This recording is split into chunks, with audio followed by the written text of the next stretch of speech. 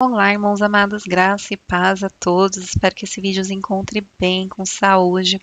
E hoje eu estou aqui muito alegremente iniciando o nosso estudo bíblico.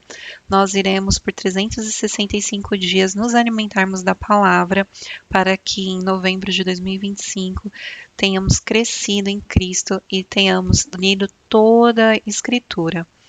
Nós vamos utilizar para esse estudo a leitura da Bíblia Nova Almeida atualizada 365 dias, e ela é uma Bíblia com um plano de leitura onde todos os dias nós leremos um capítulo do Novo Testamento, um capítulo do Antigo Testamento, um capítulo de Salmos e um de Provérbios. Essa é a estrutura durante essa leitura, tá bom, meus amados? Então, eu vou iniciar aqui a leitura, mas antes eu gostaria de fazer uma oração em agradecimento ao nosso Pai por essa oportunidade e para que Ele possa nos direcionar o Espírito Santo, para que Ele possa nos guiar e nos dar entendimento durante esse estudo, amém? Vamos orar comigo? Pai amado, graças te damos infinitamente pela tua misericórdia, pela tua graça, pela tua bondade, por todos os proventos que o Senhor derrama sobre a nossa vida. Te pedimos, Pai, humildemente que o Senhor nos perdoe de todos os nossos pecados e te entregamos aqui a nossa vida para que o Senhor nos guie para alcançar o centro da tua vontade para ela. Pai, te pedimos que o Senhor derrame as suas bênçãos e direcione o Espírito Santo nesse momento para que ele possa nos guiar nesse estudo, para que nós possamos ter o entendimento da tua vontade sobre a nossa vida, para que nós não sejamos enganados e apenas o que seja da tua vontade venha ao nosso entendimento. Assim seja. Amém. Amados, então acompanhem em suas Bíblias, pois hoje iremos fazer a leitura de Gênesis capítulo 1, versículo 1 ao capítulo 2, versículo 25, Mateus capítulo 1, versículo 1 ao capítulo 2, versículo 12, Salmos capítulo 1, versículo 1 ao 6, Provérbios capítulo 1, versículos 1 ao 6, amém? Então essa será a nossa leitura de hoje. Me acompanhem com as suas Bíblias. No princípio, Deus criou os céus e a terra. A terra era sem forma e vazia. Havia trevas sobre a face do abismo e o Espírito de Deus se movia sobre as águas. Então Deus disse: haja luz, e houve luz. E Deus viu a luz era boa e fez separação entre a luz e as trevas. Deus chamou a luz de dia e chamou as trevas de noite. Houve tarde e manhã, o primeiro dia. E Deus disse: haja um firmamento no meio das águas e separação entre águas e águas. E Deus fez o firmamento e a separação entre as águas debaixo do firmamento e as águas acima do firmamento. E assim aconteceu. E Deus chamou ao firmamento céus. Houve tarde e manhã, o segundo dia. E Deus disse: ajuntem-se as águas debaixo dos céus, num só lugar, e apareça a porção seca. E assim aconteceu. Deus chamou a porção seca de terra, e ao ajuntamento de águas chamou mares. E Deus viu que isso era bom, e Deus disse: que a terra produza relva, ervas que deem sementes e árvores frutíferas que deem frutos segundo a sua espécie, cuja semente esteja no fruto sobre a terra. E assim aconteceu. E a terra produziu relva, ervas que davam semente segundo a sua espécie e árvores que davam fruto, cuja semente estava nele, conforme a sua espécie. E Deus viu que isso era bom. Houve tarde e manhã, o terceiro dia. E Deus disse: que haja luzeiros no firmamento dos céus, para fazerem separação entre o dia e a noite, e assim sejam eles para sinais, para estações, para dias e anos, e sirvam de luzeiros no firmamento dos céus, para iluminar a terra. E assim aconteceu. Deus fez 2 grandes luzeiros, o maior para governar o dia, e o menor para governar a noite. E fez também as estrelas, e os colocou no firmamento dos céus para iluminarem a terra, para governarem o dia e a noite, e fazerem separação entre a luz e as trevas. E Deus viu que isso era bom. Houve tarde e manhã, o quarto dia. E Deus disse: que as águas sejam povoadas de enxames de seres vivos, e as aves voem sobre a terra, sob o firmamento dos céus. Assim Deus criou as grandes criaturas marinhas e todos os seres vivos que se movem, os quais povoam as águas segundo as suas espécies, e todas as aves segundo a sua espécie. E Deus viu que isso era bom, e Deus os abençoou, dizendo: sejam fécondos, multipliquem-se e encham as águas dos mares, e na terra se multipliquem as aves. Houve tarde e manhã, o quinto dia, e Deus disse: que a terra produza seres vivos, conforme a sua espécie, animais domésticos, animais que rastejam e animais selvagens, segundo a sua espécie. E assim aconteceu. E Deus fez os animais selvagens segundo a sua espécie, e os animais domésticos conforme a sua espécie, e todos os animais que rastejam sobre a terra, segundo a sua espécie. E Deus viu que isso era bom. E Deus disse: façamos o ser humano à nossa imagem, conforme a nossa semelhança. Tenha ele domínio sobre os peixes do mar, sobre as aves dos céus, sobre os animais domésticos, sobre toda a terra, e sobre todos os animais que rastejam pela terra. Assim Deus criou o ser humano, e a sua imagem. A imagem de Deus o criou. Homem e mulher os criou. E Deus os abençoou-lhes, dizendo: sejam fécondos, multipliquem-se, encham a terra e sujeitem-na. Tenham domínio sobre os peixes do mar, sobre as aves dos céus e sobre todo o animal que rasteja pela terra. E Deus disse ainda: eis que lhes tenho dado todas essas ervas que dão semente e se acham na superfície de toda a terra, e todas as árvores em que há fruto que dê semente.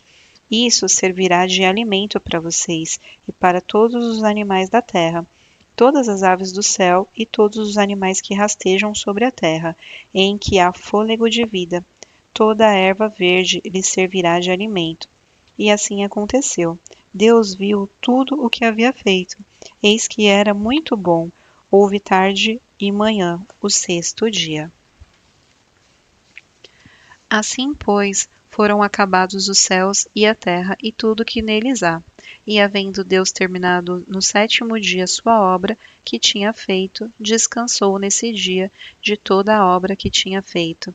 E Deus abençoou o sétimo dia e o santificou, porque nele descansou de toda a obra que como Criador tinha feito. Esta é a gênese dos céus e da terra quando foram criados, quando o Senhor Deus os criou. Não havia ainda nenhuma planta no campo na terra, pois ainda nenhuma erva no campo havia brotado, porque o Senhor Deus não tinha feito chover sobre a terra, e também não havia ninguém para cultivar o solo. Mas uma neblina subia da terra e regava toda a superfície do solo. Então o Senhor Deus formou o homem do pó da terra. Ele soprou nas narinas o fôlego de vida. E o homem se tornou um ser vivente. E o Senhor Deus plantou num jardim no Éden, na direção do Oriente, e pôs nele o homem que havia formado. Do solo, o Senhor Deus fez brotar todo tipo de árvores agradáveis à vista e boas para alimento, e também a árvore da vida no meio do jardim, e a árvore do conhecimento do bem e do mal. Um rio saía do Éden para regar o jardim, de lá se dividia, repartindo-se em 4 braços. O nome do primeiro é Pison, que rodeia a terra de Havilá, onde há ouro.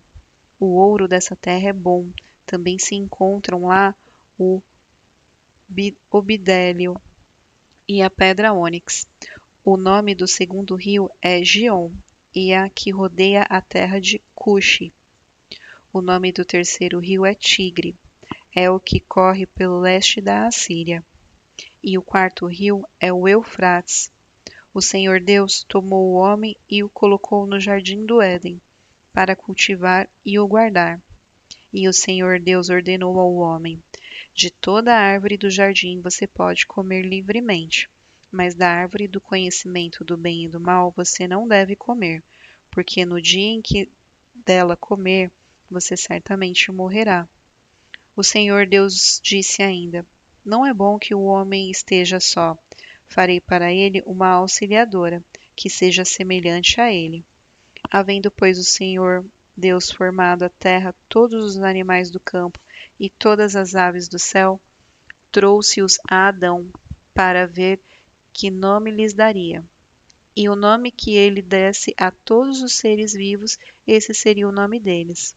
O homem deu nome a todos os animais domésticos, às aves dos céus e a todos os animais selvagens. Mas para o homem não se achava uma auxiliadora que fosse semelhante a ele. Então o Senhor Deus fez cair um pesado sono sobre o homem, e este adormeceu. Tirou-lhe uma das costelas e fechou o lugar com carne. E da costela que havia tirado do homem, o Senhor Deus formou uma mulher, e a levou até ele. E o homem disse: Esta, afinal, é o osso dos meus ossos e carne da minha carne. Será chamada varoa, porque do varão foi tirada. Por isso, o homem deixa pai e mãe e se une à sua mulher, tornando-se dois, uma só carne.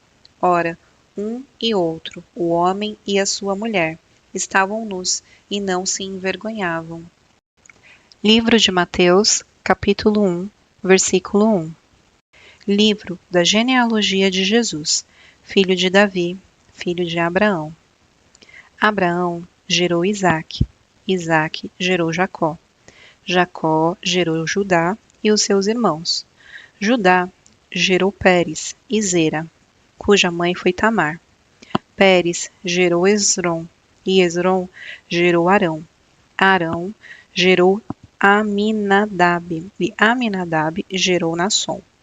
Nasson gerou Salmão, e Salmão gerou Boaz, cuja mãe foi Rabé. Boaz gerou Obed, cuja mãe foi Ruth. E Obed gerou Jessé. Jessé gerou o rei Davi. E o rei Davi gerou Salomão, cuja sua mãe foi aquela que tinha sido mulher de Urias. Salomão gerou Roboão. Roboão gerou Abias. Abias gerou Asa. Asa gerou Josafá. Josafá gerou Jorão. Jorão gerou Uzias. Uzias gerou Jotão. Jotão gerou Acás. Acás gerou Ezequias. E Ezequias gerou Manassés. Manassés gerou Amon. Amon gerou Josias. Josias gerou Jeconias e os seus irmãos, no tempo do exílio da Babilônia. Depois do exílio na Babilônia, Jeconias gerou Salatiel. Salatiel gerou Zorobabel. Zorobabel gerou Abiúde. Abiúde gerou Eliaquim. Eliaquim gerou Azor. Azor gerou Sadoc. Sadoc gerou Aquim. Aquim gerou Eliúde. Eliúde gerou Eleazar. Eleazar gerou Matã. Matã gerou Jacó. E Jacó gerou José, marido de Maria, da qual nasceu Jesus, que se chama o Cristo. Assim, todas as gerações desde Abraão até Davi são 14, desde Davi até o exílio na Babilônia, 14 gerações, e desde o exílio na Babilônia até Cristo, 14 gerações. O nascimento de Jesus Cristo foi assim. Maria, a sua mãe, estava comprometida para casar com José. Mas, antes de se unirem, ela se achou grávida pelo Espírito Santo. José, com quem Maria estava para se casar, sendo um homem justo e não querendo envergonhá-la em público, resolveu deixá-la sem que ninguém soubesse. Enquanto ele refletia sobre isso, eis que lhe apareceu em sonho um anjo do Senhor, dizendo: José, filho de Davi, não tenha medo de receber Maria como sua esposa, porque o que nela foi gerado é do Espírito Santo. Ela dará à luz a um filho, e você porá nele o nome de Jesus, porque ele salvará o seu povo dos pecados deles. Ora, tudo isso aconteceu para se cumprir o que foi dito pelo Senhor, por meio do profeta. Eis que a Virgem conceberá e dará à luz a um filho, e ele será chamado pelo nome de Emanuel. Emanuel significa Deus conosco. Quando José despertou do sono, fez como o anjo do Senhor lhe havia ordenado e recebeu Maria por esposa. Porém, não teve relações com ela enquanto ela não deu à luz a um filho, a quem pôs o nome de Jesus. Tendo Jesus nascido em Belém, da Judéia, nos dias do rei Herodes, eis que vieram uns magos do Oriente a Jerusalém e perguntavam: Onde está o recém-nascido rei dos judeus? Porque vimos a sua estrela no Oriente e viemos para adorá-lo. Ao ouvir isso, o rei Herodes ficou alarmado, com ele toda Jerusalém. Então Herodes convocou todos os principais sacerdotes e escribas do povo e lhes perguntou onde o Cristo deveria nascer. E eles responderam: Em Belém da Judéia, porque assim está escrito por meio do profeta. E você, Belém, terra de Judá, de modo nenhum é a menor entre as principais de Judá, porque você sairá o guia que apacentará o meu povo Israel. Com isso, Herodes, tendo chamado os magos para uma reunião secreta, perguntou-lhes sobre o tempo exato em que as estrelas haviam aparecido, e enviando-os a Belém, disse-lhes: Vão e busquem informações precisas a respeito do menino, e quando o tiverem encontrado, avisem-me, para que eu também ir adorá-lo. Depois de ouvirem o rei, os magos partiram, e eis que a estrela que viram no oriente ia adiante deles, até que chegando parou onde o menino estava. E vendo eles a estrela, alegraram-se com um grande e intenso júbilo. Entrando na casa, viram o menino com Maria, sua mãe. Prostrando-se, o adoraram, e abrindo os seus tesouros, entregaram-lhe suas ofertas, ouro, incenso e mirra. E tendo sido avisados por Deus em sonho, para não voltarem à presença de Herodes, os magos seguiram por outro caminho para sua terra. Livro de Salmos, capítulo 1, versículo 1. Bem-aventurado é aquele que não anda no conselho dos ímpios, não se detém no caminho dos pecadores e nem assenta na roda dos encarnecedores. Pelo contrário, o seu prazer está na lei do Senhor, e na sua lei medita de dia e de noite.